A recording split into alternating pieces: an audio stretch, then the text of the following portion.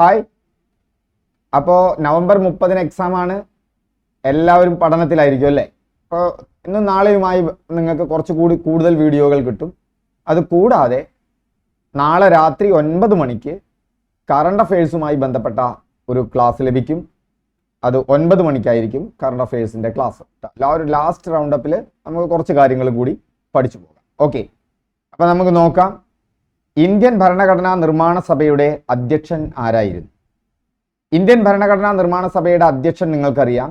Indian ഭരണഘടനാ നിർമ്മാണ സഭയുടെ അധ്യക്ഷൻ ആരായിരുന്നു? ഡോക്ടർ രാജേന്ദ്ര പ്രസാദ് ആയിരുന്നു അല്ലേ? താൽക്കാലിക അധ്യക്ഷൻ ആരായിരുന്നു? താൽക്കാലിക അധ്യക്ഷനെയും കൂടി നമ്മൾ ഓർത്തെടുക്കണം. താൽക്കാലിക അധ്യക്ഷൻ സച്ചിദാനന്ദ സിൻഹയായിരുന്നു. മറന്നു പോകണ്ട. താൽക്കാലിക അധ്യക്ഷൻ 1946 ഡിസംബർ 9 1946 ഡിസംബർ 9 എന്ത് തിരഞ്ഞെടുക്കപ്പെടുന്നത്?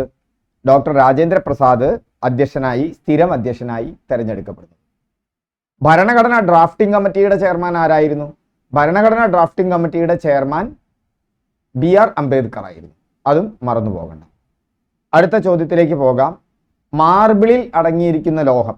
മാർബിളിൽ അടങ്ങിയിരിക്കുന്ന ലോഹം ഏതാണ്? കാൽസ്യമാണ്. മാർബിളിൽ അടങ്ങിയിരിക്കുന്ന ലോഹം ഏതാണ്? കാൽസ്യം. കാൽസ്യം എന്ന് പറഞ്ഞാൽ കാൽസ്യം കാർബണേറ്റ് ആണ് മാർബിൾ എന്ന് പറയുന്നത്. കാൽസ്യം കാർബണേറ്റ്, ഇതാണ് മാർബിൾ എന്ന് പറയുന്നത്. ഈ കാൽസ്യം കാർബണേറ്റ് എന്ന് പറയുന്നത് മുട്ടയുടെ തോട് കാൽസ്യം കാർബണേറ്റ് ആണ് കേട്ടോ. മുട്ടയുടെ തോട്, അതുപോലെ തന്നെ ചുണ്ണാമ്പ് കല്ല്, മറന്നു പോകണ്ട. ചുണ്ണാമ്പ് കല്ല്, മുത്തുകൾ. ഇപ്പോൾ മുട്ടയുടെ തോട്, ചുണ്ണാമ്പ് കല്ല്, മുത്തുകൾ, ഇതെല്ലാം തന്നെ കാൽസ്യം കാർബണേറ്റ് ആണ്. മാർബിളിലുമുള്ളത് എന്താണ്? കാൽസ്യം കാർബണേറ്റ് ആണ്. മാത്രമല്ല ഈ മാർബിൾ എന്ന് പറയുന്നത് കായാന്തരിത ശിലയ്ക്ക് ഉദാഹരണമാണ്. അതും കൂടി ഒന്ന് ഓർത്തു പോണേ. കാൽസ്യം കാർബണേറ്റ് എന്ന് പറയുന്നത് എന്തിന് ഉദാഹരണമാണ്? കായാന്തരിത ശിലയ്ക്ക് ഉദാഹരണമാണ്. കായാന്തരിത ശില ഓർത്തു വയ്ക്കുക. കായാന്തരിത ശിലയ്ക്ക് ഉദാഹരണമാണ്. ഓക്കെ, അപ്പൊ കാൽസ്യം കാർബണേറ്റിന്റെ വകഭേദമായിട്ടുള്ളൊരു കാൽസൈറ്റ് ആണ് കേട്ടോ. കാൽസ്യം കാർബണേറ്റിന്റെ വകഭേദമായ ഒരു കാൽസൈറ്റ് ആണ് ഇതിലെ പ്രധാന ഘടകം. മനുഷ്യ ശരീരത്തിലെ ഏറ്റവും കൂടുതലായി കാണപ്പെടുന്ന ലോഹമാണ് കാൽസ്യം കേട്ടോ. മനുഷ്യ ശരീരത്തിലെ ഏറ്റവും കൂടുതലായി കാണപ്പെടുന്ന ലോഹം ഏതാണെന്ന് ചോദിച്ചാൽ അത് കാൽസ്യമാണ്. ഇതിന്റെ നമ്പർ അതൊന്ന് ഓർത്തു വെച്ചോളൂ. ഇതിന്റെ നമ്പർ 20 കേട്ടോ. ഇതിന്റെ അറ്റോമിക നമ്പർ എത്രയാണ്? 20 ആൽക്കലൈൻ എർത്ത് ലോഹങ്ങളുടെ വിഭാഗത്തിലാണ് ഈ ഇത് പെടുന്നത്. കാൽസ്യം പെടുന്നത് ആൽക്കലൈൻ എർത്ത് ലോഹങ്ങളുടെ വിഭാഗത്തിലാണ്. മാംസപേശികളുടെ ശരിയായ പ്രവർത്തനത്തിനും പല്ലുകളുടെയും എല്ലുകളുടെയും ആരോഗ്യത്തിനും കാൽസ്യം അടങ്ങിയേ തീരും കേട്ടോ. അതും കൂടി ഓർത്തു പോവുക. എന്തൊക്കെ ഓർത്തു പോകണപ്പോൾ വളരെ പ്രധാനപ്പെട്ടതാണ് കാൽസ്യവുമായി ബന്ധപ്പെട്ട്. മുട്ടയുടെ തോടിൽ, അതുപോലെ തന്നെ ചുണ്ണാമ്പ് കല്ലിൽ, മുത്തുകളിൽ, ഇതിലൊക്കെ തന്നെ എന്തുണ്ട്? കാൽസ്യം കാർബണേറ്റ് ഉണ്ട്. മാർബിൾ എന്ന് പറഞ്ഞാൽ കാൽസ്യം കാർബണേറ്റിന്റെ ഒരു വകഭേദമായിട്ടുള്ള ഒരു കാൽസൈറ്റുകളാണ് മാർബിളിൽ പ്രധാനമായിട്ട് അടങ്ങിയിട്ടുള്ളത്. ഇത് കായാന്തരിത ശിലയ്ക്ക് ഉദാഹരണമാണ്. അതുകൂടാതെ നമ്മൾ ഓർത്തിരിക്കണം, കാൽസ്യം എന്നുള്ളത് ശരീരത്തിലെ പേശികളുടെയും എല്ലുകളുടെയും ആരോഗ്യത്തിന് വളരെ അത്യന്താപേക്ഷിതമാണ്. അതുപോലെ തന്നെ ഇതിന്റെ അറ്റോമിക നമ്പർ 20 ആൽക്കലൈൻ എർത്ത് ലോഹങ്ങളുടെ വിഭാഗത്തിൽപ്പെട്ടതാണ്. സ്വാതന്ത്ര്യ സമര കാലത്തെ മലയാള പത്രം സ്വദേശാഭിമാനിയുടെ ആദ്യ പത്രാധിപർ. തെറ്റിപ്പോവാൻ സാധ്യതയുള്ളതാണ്. പലരും സ്വദേശാഭിമാനി രാമകൃഷ്ണപിള്ള എന്നെഴുതി വയ്ക്കും. ശരിയാണ്, സ്വദേശാഭിമാനി രാമകൃഷ്ണപിള്ള സ്വദേശാഭിമാനിയുടെ ആദ്യ പത്രാധിപറായിരുന്നു. അതുപോലെ നിങ്ങൾക്കിവിടെ ഈ ഓപ്ഷനിൽ ഇതുപോലെ കൊടുക്കുന്ന ഒന്നാണ് വക്കം അബ്ദുൽ ഖാദർ മൗലവിയും കൂടി ഉണ്ടെങ്കിൽ കൺഫ്യൂഷൻ ആവും അല്ലേ? അപ്പൊ വക്കം അബ്ദുൽ ഖാദർ മൗലവി, ഈ 3 പേരുകൾ നമ്മൾ വ്യത്യസ്തമായിട്ട് ഓർത്തു വയ്ക്കുക. ഒന്ന് CP ഗോവിന്ദപിള്ള, ഇതായിരുന്നു സ്വദേശാഭിമാനിയുടെ ആദ്യ പത്രാധിപർ. സ്വദേശാഭിമാനിയുടെ ആദ്യ പത്രാധിപർ ആരായിരുന്നു? CP ഗോവിന്ദപിള്ള.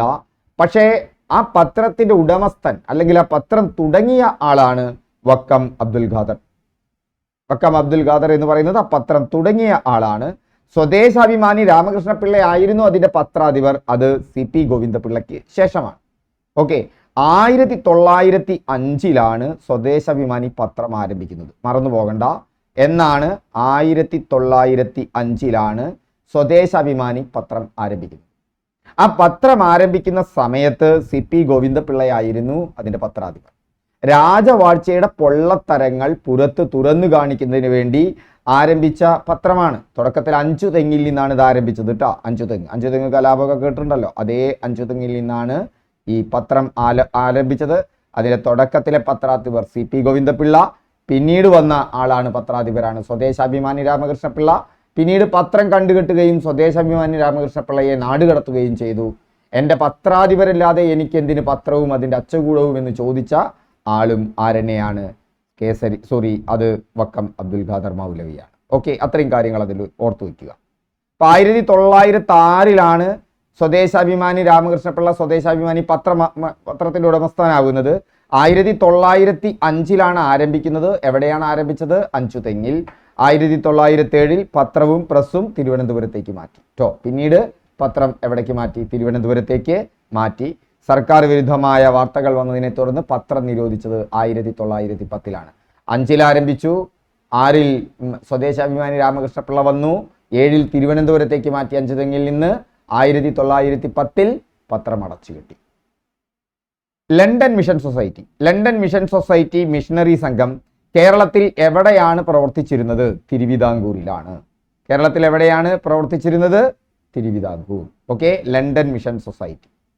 അതേപോലെ ഓർത്തിരിക്കേണ്ടതാണ് ചർച്ച് മിഷൻ സൊസൈറ്റി കേട്ടോ.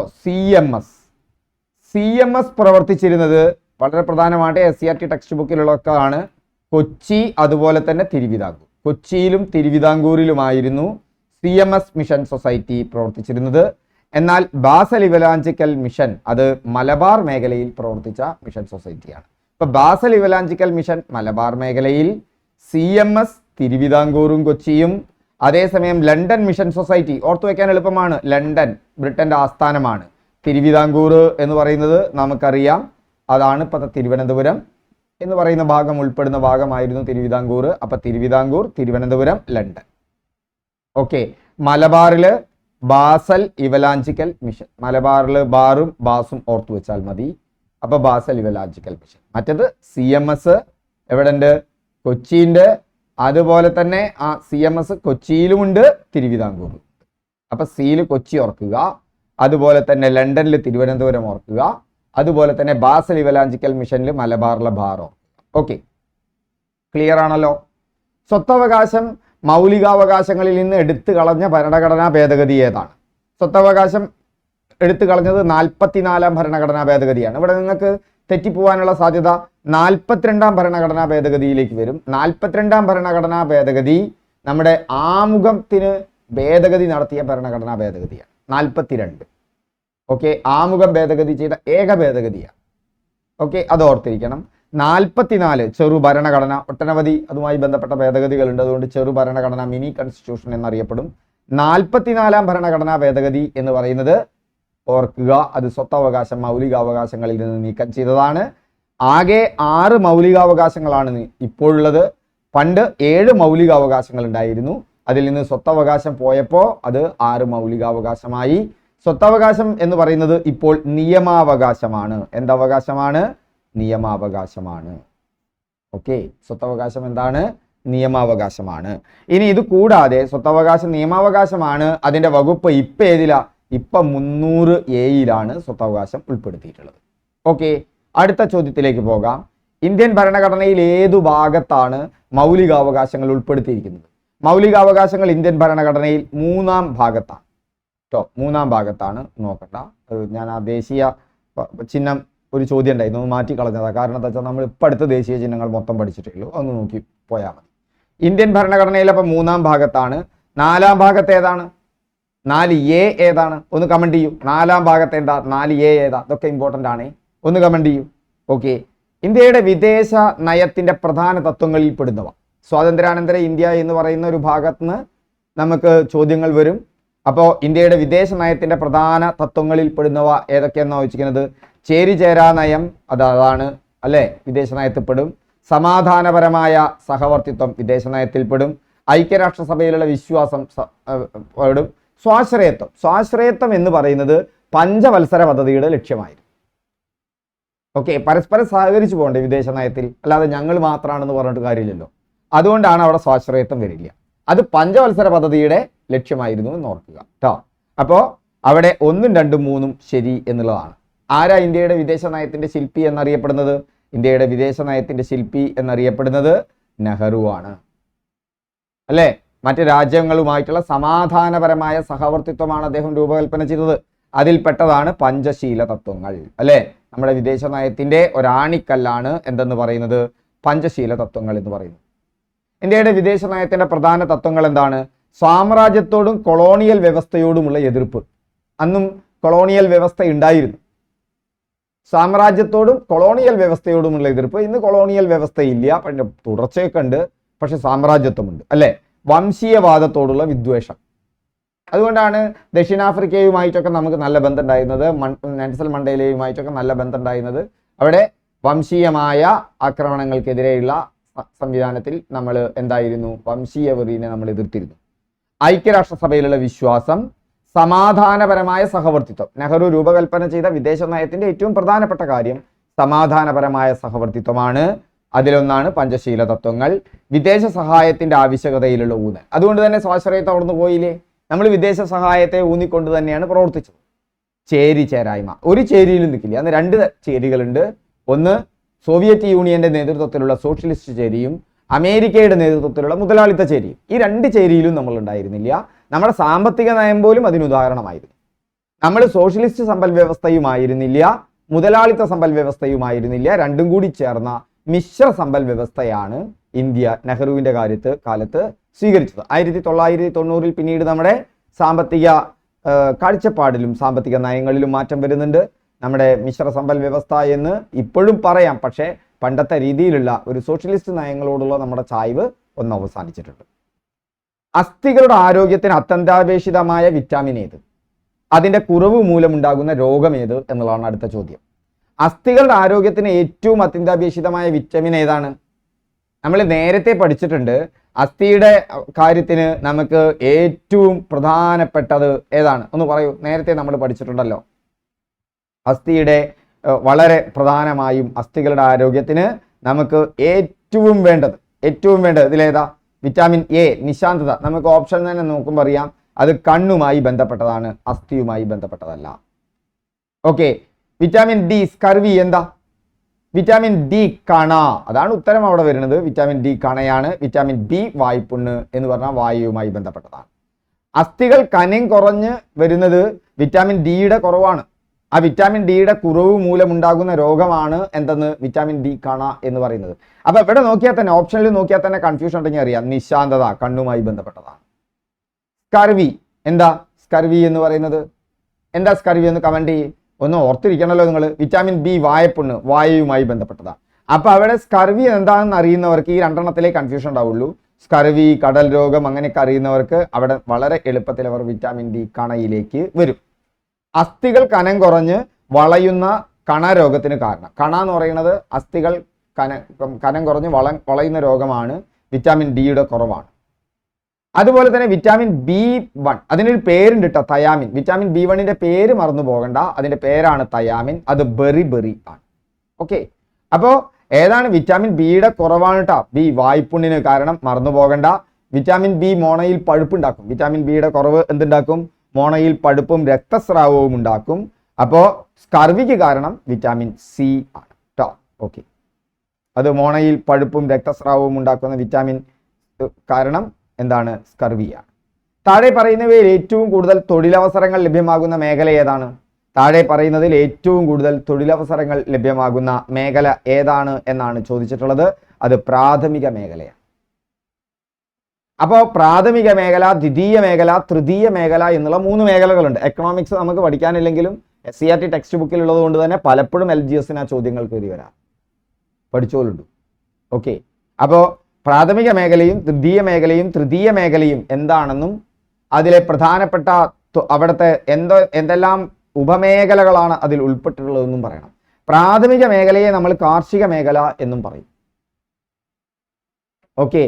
ദ്വിതീയ മേഖലയെ വ്യാവസായിക മേഖല എന്ന് പറയും. തൃതീയ മേഖലയെ സേവന മേഖല എന്നും പറയും. അപ്പോൾ പ്രാഥമിക മേഖല എന്താണ്? പ്രകൃതി വിഭവങ്ങൾ നേരിട്ട് ഉപയോഗപ്പെടുത്തി ഉൽപാദനം നടത്തുന്ന മേഖലയാണ് പ്രാഥമിക മേഖല എന്ന്.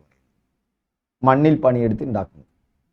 അപ്പോൾ മണ്ണിൽ പണിയെടുത്തുണ്ടാക്കുന്ന കാർഷിക മേഖല മാത്രമല്ല ഖനനം, നേരിട്ട് കുഴിച്ചെടുക്കല്ലേ, ഖനനവും കാർഷിക മേഖല പ്രാഥമിക മേഖലയിൽ ഉൾപ്പെടും. പക്ഷെ പ്രാഥമിക മേഖലയിലെ ഏറ്റവും പ്രധാനപ്പെട്ട പ്രവർത്തനം കൃഷിയായതുകൊണ്ട് അവിടെ കാർഷിക മേഖല എന്ന് വരും. താറാവ് വളർത്തലാണെങ്കിലും ആട് വളർത്തലാണെങ്കിലും അങ്ങനെ ഏത് തരത്തിലുള്ള കൃഷിയാണെങ്കിലും ഒക്കെ പ്രാഥമിക മേഖലയിലാണ് വരിക. ഓർത്തിരിക്കുക, പ്രകൃതി വിഭവങ്ങൾ നേരിട്ട് ഉപയോഗം നടത്തുന്ന സാമ്പത്തിക പ്രവർത്തനങ്ങളാണ്. അതുകൊണ്ട് തന്നെ പ്രാഥമിക മേഖലയെ കാർഷിക മേഖല എന്നും പറയും. പ്രാഥമിക മേഖലയിലെ ഉൽപ്പന്നങ്ങൾ അസംസ്കൃത വസ്തുവായി ഉപയോഗിച്ച് പുതിയ ഉൽപ്പന്നങ്ങൾ ഉണ്ടാക്കുന്നതാണ് എന്തെന്ന് പറയുന്നത് ദ്വിതീയ മേഖല അഥവാ വ്യാവസായിക മേഖല എന്ന് പറയുന്നത്. വ്യാവസായിക മേഖലയും കച്ചവടവും തമ്മിൽ മാറിപ്പോകണ്ട കേട്ടോ. കച്ചവടം സേവനമാണ്. കച്ചവടത്തിലൊന്നും ഉണ്ടാക്കുന്നില്ല. കച്ചവടം എന്താ ചെയ്യുന്നത്? കച്ചവടം ഒരു സാധനം എടുത്തിട്ട് വാങ്ങുന്നു, ഉണ്ടാക്കിയ ഒരു സാധനം വാങ്ങുന്നു, വിൽക്കുന്നു. ഇത് ഉൽപാദനം നടക്കുന്നുണ്ട്, ഉൽപ്പന്നങ്ങൾ ഉണ്ടാവുന്നുണ്ട്. സേവനവും ഒരു ഉൽപ്പന്നം തന്നെയാണ്. പക്ഷേ കാർഷിക മേഖലയിലോ ദ്വിതീയ മേഖലയിലോ ഉള്ളതുപോലെയുള്ള ഒരു ഉൽപ്പന്നം അല്ല. അപ്പൊ ചരക്കാണ്. അങ്ങനെയുള്ള ഉൽപ്പന്നത്തെ നമുക്ക് ചരക്ക് എന്ന് വിളിക്കാം. ആ ചരക്കിനും സേവനത്തിനുമാണ് നികുതി ഏർപ്പെടുത്തുന്നത്. അതുകൊണ്ടാണ് ചരക്ക് സേവന നികുതി എന്ന് പറയുന്നത്. അപ്പൊ നമ്മളെ സംബന്ധിച്ചിടത്തോളം നമുക്കറിയാം, ഖനനം എന്ന് പറയുന്ന പ്രാഥമിക മേഖലയിലാണ്. നേരെ മണ്ണിൽ നടക്കുന്ന ഒരു പ്രവർത്തനമാണ്. അതിൽ നിന്ന് കിട്ടുന്ന ഇരുമ്പ് ഉപയോഗിച്ച് ആ പ്രാഥമിക മേഖലയിൽ നിന്ന് കിട്ടുന്ന അസംസ്കൃത വസ്തുവായ ഇരുമ്പ് ഉപയോഗിച്ച് കാറുണ്ടാക്കും. അപ്പോ അത് ഏതിൽ പെടും? അത് വ്യാവസായിക മേഖലയിൽ പെടും. ബാർലി അല്ലേ? ബാർലി നമുക്കറിയാം, ബാർലി ഉണ്ടാക്കുന്നുണ്ട്. ആ ബാർലി കൃഷിയിലാണ്. ഇപ്പൊ ബാർലിയുടെ കൃഷി എന്ന് പറഞ്ഞാൽ പ്രാഥമിക മേഖല, നേരെ മണ്ണിൽ നിന്ന് ഉണ്ടാക്കും. പക്ഷെ ബാർലിയിൽ നിന്ന് പിന്നീട് എന്തുണ്ടാക്കും? ബീർ ഉണ്ടാക്കും. കഞ്ചിക്കോടൊക്കെ അങ്ങനത്തെ ഒരുപാട് വ്യവസായ സ്ഥാപനങ്ങളുണ്ട്.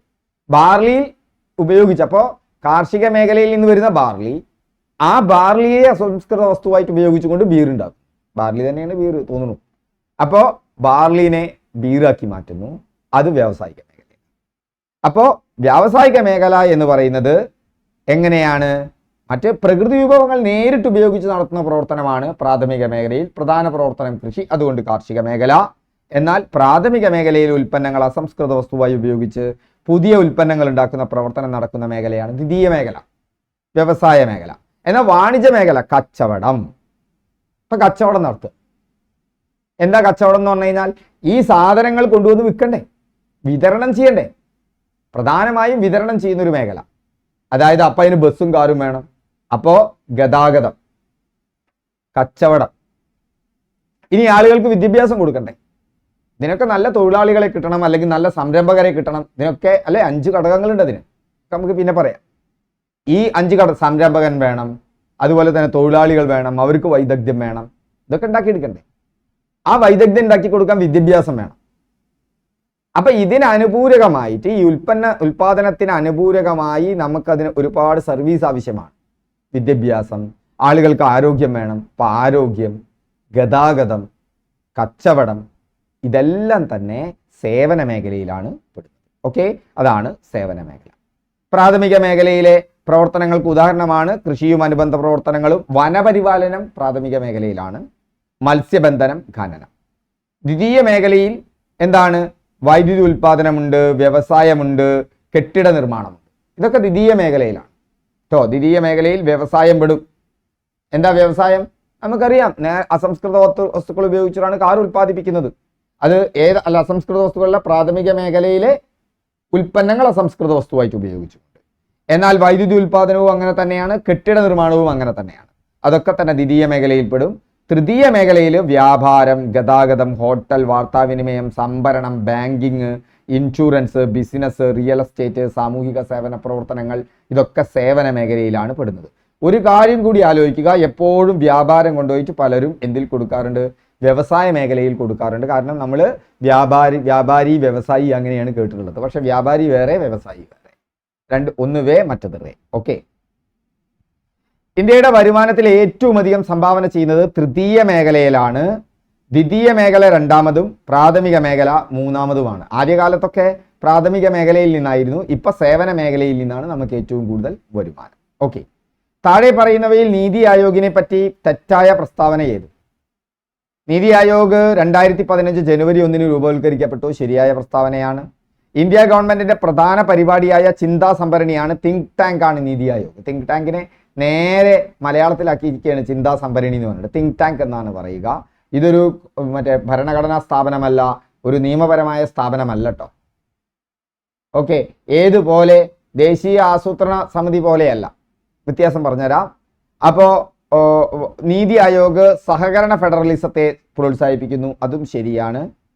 നീതി ആയോഗ് ഒരു ഭരണഘടനാ സംവിധാനമാണ് എന്ന് പറയുന്നത് അതും ശരിയാണ്. എന്നാൽ തെറ്റാണ്, അതൊരു ഭരണഘടനാ സംവിധാനമല്ല. അപ്പോൾ ഇതൊക്കെ ശരിയാണ്. നീതി ആയോഗ് 2015 ജനുവരി 1 രൂപവൽക്കരിക്കപ്പെട്ടു. ഇന്ത്യ ഗവൺമെന്റിന്റെ പ്രധാന പരിപാടിയായ ചിന്താ സംഭരണിയാണ് നീതി ആയോഗ്. നീതി ആയോഗ് സഹകരണ ഫെഡറലിസത്തെ പ്രോത്സാഹിപ്പിക്കുന്നു, ഒക്കെ ശരിയാണ്. നീതി ആയോഗ് ഒരു ഭരണഘടനാ സംവിധാനമല്ല. അവിടെ തന്നെ നമുക്ക് കിട്ടി. ഒരു ഭരണഘടനാ ബോഡിയോ ഒരു കോൺസ്റ്റിറ്റ്യൂഷണൽ ബോഡിയല്ല, ഒരു സ്റ്റാറ്റ്യൂട്ടറി ബോഡിയുമല്ല എന്തെന്ന് പറയുന്നത് നീതി ആയോഗ് എന്ന് പറയുന്നത്. അപ്പൊ നീതി ആയോഗ് ഒരു ഉപദേശക സമിതിയുടെ സ്വഭാവത്തിലാണ്. ഉപദേശക സമിതിയാണ്. കാരണം ഇതിന് ഭരണഘടനയിൽ പരാമർശമില്ല. ഭരണഘടനയിൽ ഉള്ള സമിതികളാണ്. ഇപ്പൊ PSC ഭരണഘടനയിൽ പരാമർശമുള്ളതാണ്. ധനകാര്യ കമ്മീഷൻ ഭരണഘടനയിൽ പരാമർശമുള്ളതാണ്. ആസൂത്രണ കമ്മീഷൻ ഭരണഘടനയിൽ പരാമർശമുള്ളതല്ല. പക്ഷെ ജില്ലാ ആസൂത്രണ സമിതി ഭരണഘടനയിൽ പരാമർശമുള്ളതാണ്. ആസൂത്രണ കമ്മീഷൻ ആദ്യം നീതി ആയോഗിന് മുന്നുള്ളത്, അത് ഭരണഘടനയിൽ പരാമർശമില്ല. പക്ഷേ ജില്ലാ ആസൂത്രണ സമിതി ഭരണഘടനയിൽ പരാമർശമുണ്ട്. ഓക്കെ, ഇപ്പൊ ഭരണഘടനയിൽ പരാമർശമില്ലാത്തതിനാലാണ് ഭരണഘടനാപരമായ സ്ഥാപനമല്ല. പാർലമെന്റ് പാസാക്കിയ നിയമം വഴി ഉണ്ടായതുമല്ല. ജില്ലാ ആസൂത്രണ സമിതിയും ഒരു ഓർഡിനൻസ് വഴിയാണ് ഉണ്ടാവുന്നത്. അല്ല, ഓർഡിനൻസ് അല്ല, ഒരു മന്ത്രിസഭയുടെ തീരുമാനപ്രകാരമാണ് ഉണ്ടാവുന്നത്. ജില്ലാ ആസൂത്രണ സമിതിയല്ല, ആസൂത്രണ സമിതി കേന്ദ്രമന്ത്രിസഭ 2015 ജനുവരി 1 അതിന്റെ തുടർച്ചയായിട്ടുള്ള നീതി ആയോഗിന് രൂപം നൽകിയത്. അതോടുകൂടി പഞ്ചവത്സര പദ്ധതികൾ അവസാനിക്കുന്നു. ആസൂത്രണ സമിതിയും ഇല്ലാതാവുന്നു. പിന്നീട് നീതി ആയോഗ് വരുന്നു. നീതി ആയോഗ് ഒരു തിങ്ക് ടാങ്ക് ആണ്. ഓക്കെ, മസ്തിഷ്ക മരണം സംഭവിച്ചവരുടെ അവയവം ദാനം ചെയ്യുന്നതിനുള്ള പദ്ധതി മൃതസഞ്ജീവനി. ഓർത്തു വെച്ചോ, മസ്തിഷ്ക മരണം സംഭവിച്ചാൽ മരണത്തിന് ശേഷവും ജീവിക്കണ അയാള് അല്ലേ? നമ്മുടെ കണ്ണോ കാലോ കയ്യോ ഒക്കെ കൊടുത്താൽ നമ്മൾ മരണത്തിന് ശേഷം ജീവിക്കുകയാണ് മറ്റവരിലൂടെ. ജീവിക്കുന്നു ഓർമ്മകളിലൂടെ എന്നല്ല, ജീവിക്കുന്നു നിങ്ങളിലൂടെ അല്ലേ? സംസ്ഥാനത്ത് അംഗപരിമിതർക്ക് 1 ലക്ഷം രൂപ വരെ ആരോഗ്യ ഇൻഷുറൻസ് ലഭ്യമാക്കുന്ന പദ്ധതി ഏതാണ്? ആ പദ്ധതിയുടെ പേരാണ് നിരാമയ. സംസ്ഥാനത്തെ അംഗപരിമിതർക്ക് 1 ലക്ഷം രൂപ വരെ ആരോഗ്യ ഇൻഷുറൻസ് നൽകുന്ന പദ്ധതി ഏതാണ്? നിരാമയ. ഓക്കെ, വീണ്ടും നമുക്ക് അടുത്ത ക്ലാസ് ആയി കാണാം. ഈ ചോദ്യങ്ങളൊക്കെ കുറിച്ചുള്ള അഭിപ്രായം നിങ്ങളുടെ പറയുക. കൂടുതൽ ചോദ്യങ്ങളുമായി നമുക്കിന്ന് തന്നെ കാണാം.